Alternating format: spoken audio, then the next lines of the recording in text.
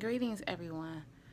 So, what I want to start doing is a spiritual overflow Sunday, and this would be in addition to what you all receive or your additional Sunday practices that you do traditionally every week. So, whether that's church or any rituals or whatever you do on Sunday, so this would be extra. That's why it's the overflow. So, with the first session, what I want to talk about this week is dream interpretation because I've particularly been studying it and I've always been a little more curious about dream interpretations, and I've interpreted dreams for so many years. So I think it's a topic that is constantly researched and studied because there's always so much more. I believe that dreams are our unconscious and the spirit world speaking to us about things that we may have seen and not realize consciously, and also to make us aware of things that have occurred or will occur, that we may not have just picked up on in our conscious mind. So when I first got a dream, I just call them a dream. So I got a dream. Now let's go back. So I dream every single night, every night, and I thought that was normal. I dream in color. I thought that was normal until I learned that everyone does not dream in color and everyone does not dream every single night. Every time I close my eyes, I have a dream. Now, I don't know if that's normal.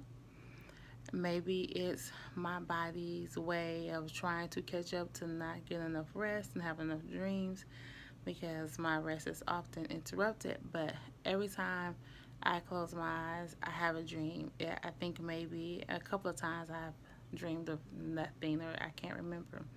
And even if I can't remember, I can vaguely see the dream. I may not understand exactly what happened in the entire dream, but I know that I did dream something. And so, the first time I had a dream was when I was 12 years old. And I had a dream that a friend of mine was by my house and was sitting on my bed. And I touched that individual. And when I touched them, they turned into like this slimy type snake thing that wrapped around my right hand. Now, also in my dreams, I can feel and I can smell.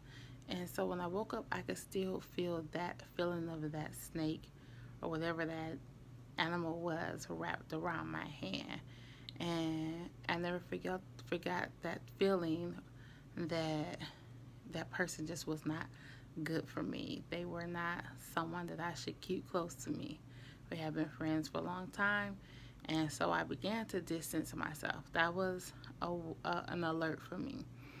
It was scary the first time it occurred because I had never dreamed something so deeply and with meaning. And that's when I realized that you can interpret dreams. And so I've always taken my dreams very seriously. I'll talk about different dreams on different days, but I want to talk about the one that I had last night just recently because it was a warning, and I think it's important to have this discussion because when I tell people that I have dreams, they usually say, "Well, what did you eat bad?" And it's not necessarily what I ate or the last time I ate or how late I ate, but it's just a communication with the spirit world and with your unconscious because sometimes we convince ourselves that things are okay when they're really not okay for us, or we don't see the warning signs, or it's just something we need to see and know that we're not really paying attention to. So recently, I've been talking with an individual, and I knew from the beginning that this person may not be great for me, but I continue to talk to this person because we're quarantined. I have nothing else to do. But you know, as you talk to individuals, to whomever you are attracted to, eventually at some point, someone is going to catch feelings. And so I must have unconsciously gotten to that point where I was thinking, like, there must be a possibility for this person. Maybe they're not as bad as I think, or maybe I made it up in my head. You know how we try to convince ourselves of certain things.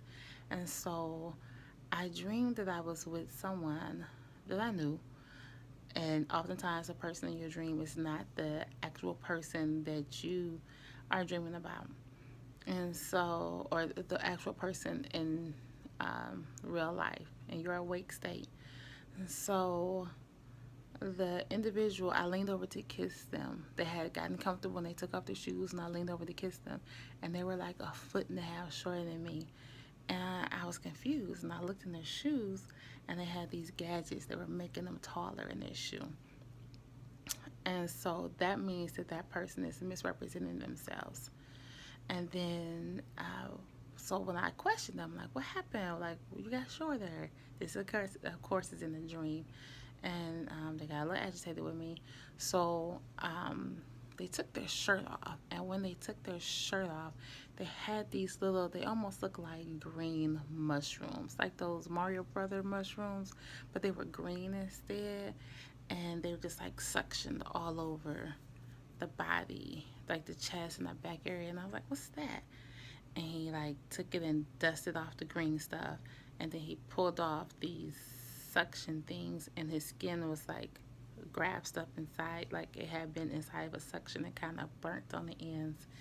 And these were all over his body, which means that in my awake state, the individual of whom this is actually about is not good for me. In fact, they're very toxic. And I'm not going to continue to go on to see if this person is toxic physically or spiritually. I've gotten my warning and I heed my warning. And so I just wanted to discuss that with you all today in case there is someone that is having dreams and is confused about their dreams and need a little bit more guidance about what to do with their dreams. And I want you to know that each dream has a meaning. And then one day we'll talk about how to remember those dreams, because sometimes we don't remember them. We know we had them, but we don't know exactly what occurred. But today I just want to tell you that dreams are real. They are coming from the spiritual world and your unconscious communicating to tell the conscious mind, which is still and finally quiet because you're asleep, something that you need to know that's going to benefit you in your awake state. I'm going to sign off now, and you all have a great night, and I hope that you have wonderful dreams.